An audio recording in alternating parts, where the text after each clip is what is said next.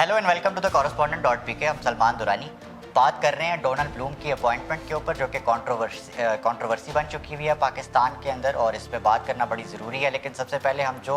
Developments होती जा रही हैं ख़वातीन व हज़रात, जिस वक्त 9 और 10 अप्रैल को पाकिस्तान के अंदर एक गवर्नमेंट को टॉपल किया गया, उसके बाद मुबैना तौर पे एक इम्पोर्टेड गवर्नमेंट को लाकर बिठाया गया, और जिस तरह से अवाम ने रद्द अमल दिया और तमाम तर चीज़ें जो स्टेप बाय स्टेप अमरीकी साजिश कहा जाता है जिसको, वो सामने आई। सब पता चल रहा है कि किस तरह से अब अवाम देख रही है, अवाम अंधी नहीं है। तो सबसे पहले हम जो लेटेस्ट डेवलपमेंट है, नजम सेठी ने जो बयान दिया अमेरिका को अड्डे देने के हवाले से, पहले वो सुन लेते हैं। जनरल मुशर्रफ के ज़माने में भी तो ड्रोन्स को बेसिस दिए गए थे और बहुत सी इमदाद दी थी, और उस वक्त आपके भी अफगानिस्तान के अंदर इंटरेस्ट थे, अमेरिका के साथ मिलके आपके इंटरेस्ट थे वहाँ अफगानिस्तान के अंदर। तो अब तो अभी भी आपके इंटरेस्ट हैं अफगानिस्तान में। अब वहाँ टीटीपी बैठी है, आपके ऊपर अटैक कर रही है, आप शायद, तो आप इसमें क्या हर जगह आप अमेरिका के साथ बैठ मिल के और कॉमन इंटरेस्ट को ये अफगानिस्तान के अंदर या इस रीजन के अंदर बनाएं। तो उस सिलसिले में अगर उनको कोई एयर राइट्स चाहिए, जहाज़ों के आने जाने की राइट्स चाहिए, तो क्या इसमें हर जगह वो निगोशिएट किया जाए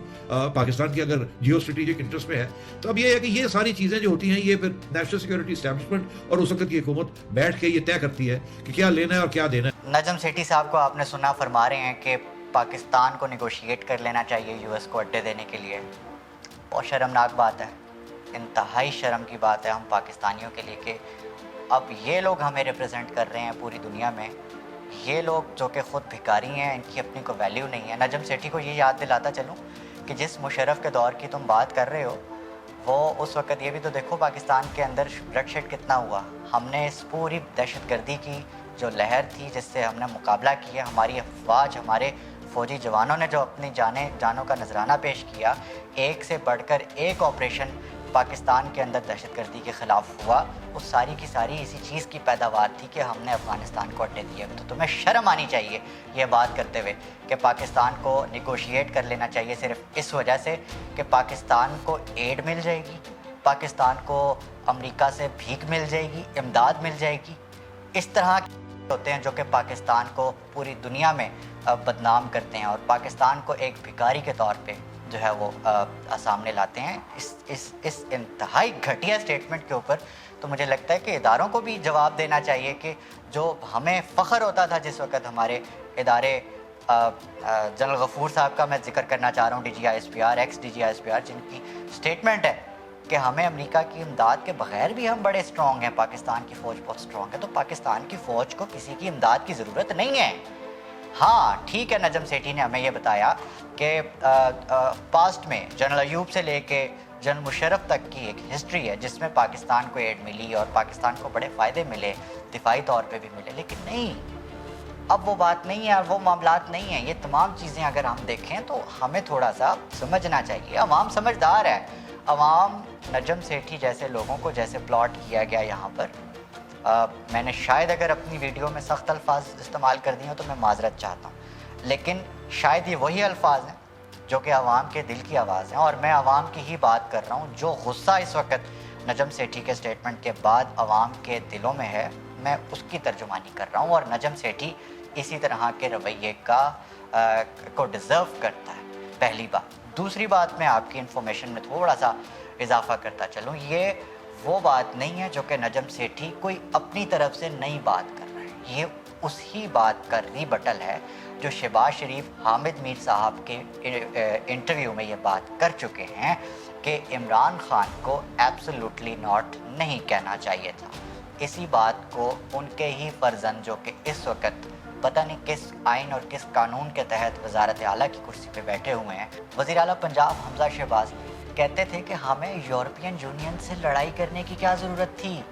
हमें उनको जवाब देने की क्या ज़रूरत थी, हमें एब्सोल्युटली नॉट कहने की ज़रूरत क्या थी।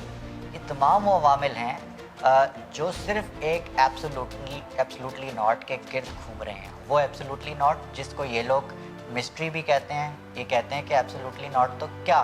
कुछ भी नहीं। अमेरिका ने तो अड्डे मांगे ही नहीं थे। تو کس چیز پہ خان صاحب نے ایبسولوٹلی ناٹ بولا؟ تو یہ اسی ایبسولوٹلی ناٹ کہ آج آپ نتائج دیکھ رہے ہیں، اور آج دیکھا تو نجم سیٹھی صاحب نے یہ جو اسٹیٹمنٹ دیا اس کے بعد، اچھا یہ ضروری تھا اس چیز پہ بات کرنا، لیکن اس سے بھی زیادہ اہم ایک اور چیز ہے جس پہ بات کرنا انتہائی ضروری ہے اس وقت، وہ یہ ہے کہ ایک پاکستان کے اندر کنٹروورشل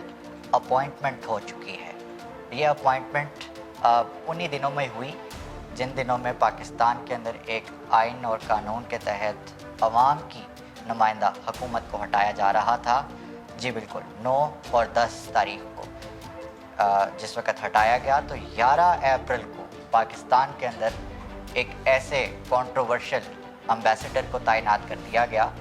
جو کہ جس کی ایک پوری ہسٹری ہے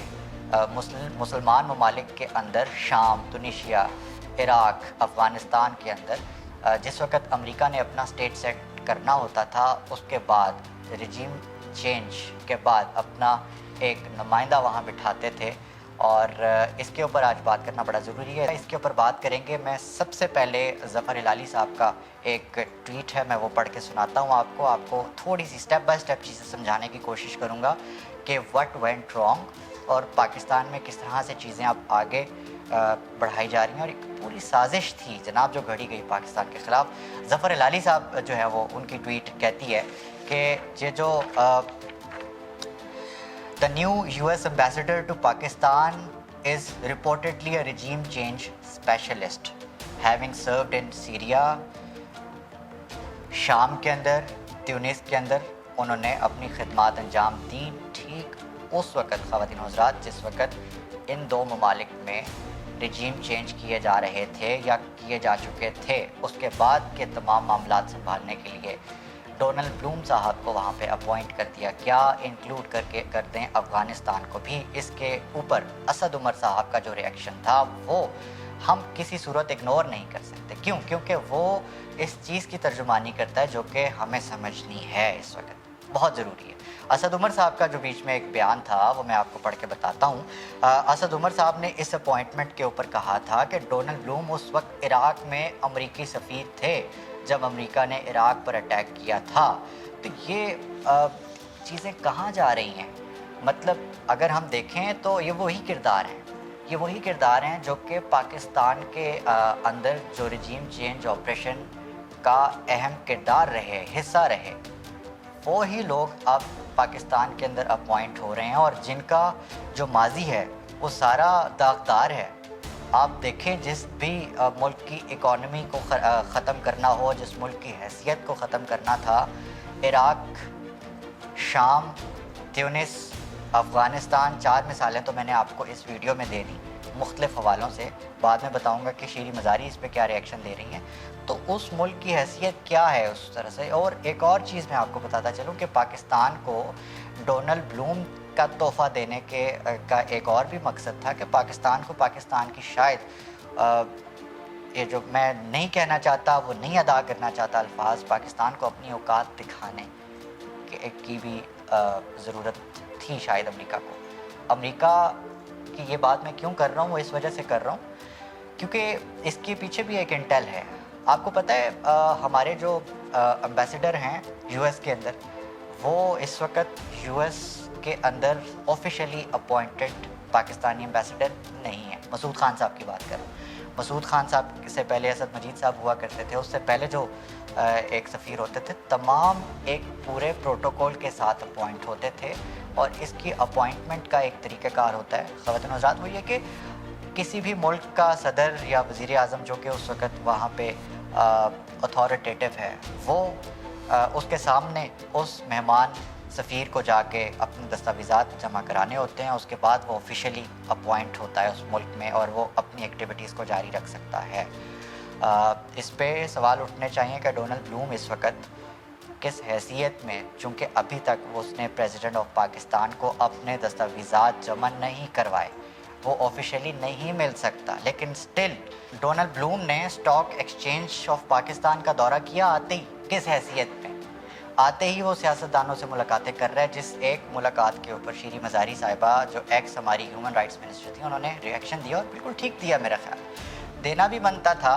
کہ وہ کس حیثیت میں بلاول زرداری سے ملاقاتیں کر رہا ہے، اور ہے بھی ایک کانٹروورشل اپوائنٹمنٹ جس کے اوپر اسد عمر، جس کے اوپر آپ کے فارمر پرائم منسٹر، مختلف فارمر وزراء اور بڑے پاورفل اتھارٹیز کوشچن کر چکی ہیں اس کی اپوائنٹمنٹ کے اوپر، اور اس کے بعد آپ پورا پروسیجر کرنے کے نہ کرنے کے باوجود آپ لوگوں سے مل رہے ہیں، تو یہ تھوڑا اور کانٹروورشل ہو جاتا ہے کہ ان کی شاید پہلے سے ہی کافی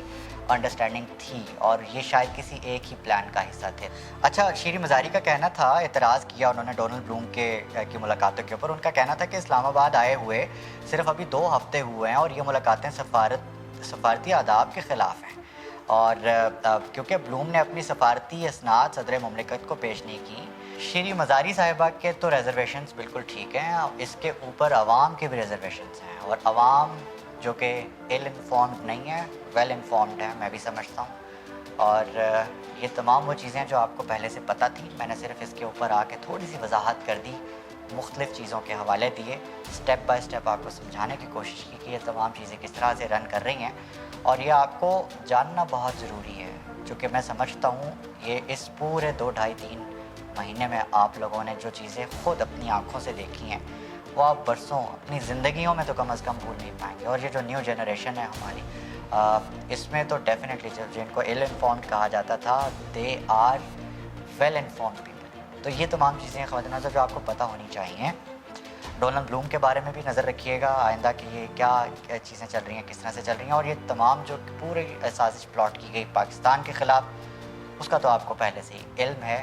چیزیں بس جو بیچ میں ہو رہی ہیں وہ اسکپ مت کیجیے گا۔ یہ تمام چیزیں کرنے کے بعد، کہنے کے بعد میں ایک چیز ضرور کہنا چاہوں گا، وہ یہ کہ پاکستان کے خلاف جتنی بھی سازشیں ہو جائیں، بھارت کرے، اسرائیل کرے، یا ان کی پاکستان کے اندر بیٹھی لابیز کریں، امریکہ کرے، ایک چیز جو کہہ دی گئی ہے وہ اٹل ہے۔ بڑی خوبصورت بات ہے کہ there is no power on earth that can undo Pakistan. Pakistan کو ہمیشہ قائم رہنا ہے، دائم رہنا ہے، پھلتے رہنا ہے، پھولتے رہنا ہے، اپنے پاکستان کا، اپنے آس پاس سب کا، خاص طور پہ جس طرح کے اس امپورٹڈ گورنمنٹ نے حالات پیدا کر دیے ہیں، تمام کا بہت خیال رکھیے گا، اور